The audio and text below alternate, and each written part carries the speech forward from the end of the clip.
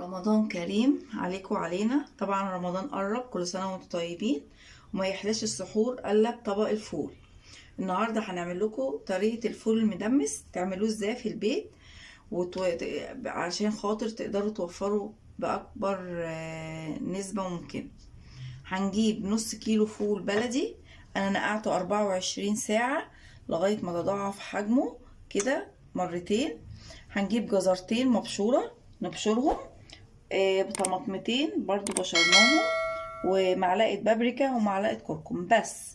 عندنا بقى هنا ايه، هنجيب دماسة فول. لو ما عندناش الدماسة هنجيب حلة وتكون محكمة الغلق كويس جدا. هنحط بقى دلوقتي بسم الله الفول بتاعنا.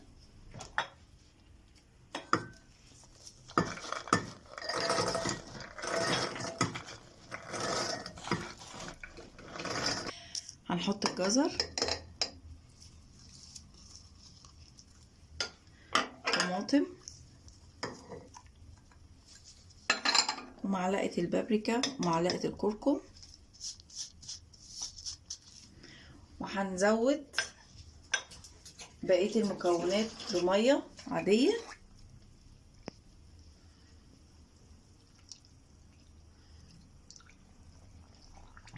نفس الطريقة كده. هنجيب كيس نايلون كده وهنقفلها بالطريقة دي عشان ما تسربش اي مكونات. هنحطها على البوتاجاز كده. انا حطيتها على النار، العين عالية، بس اول ما بتغلي هوطي عليها خالص زي كأننا بنسوي رز، تكون العين واطية خالص. وهنكون محضرين طبعا مية دافية جنبنا، او لما نحس اللي هي كل شوية المية بتخس بتاعت الفول هنزود مية سخنة لغاية ما يستوى، وان شاء الله هوريهولكم شكله ازاي.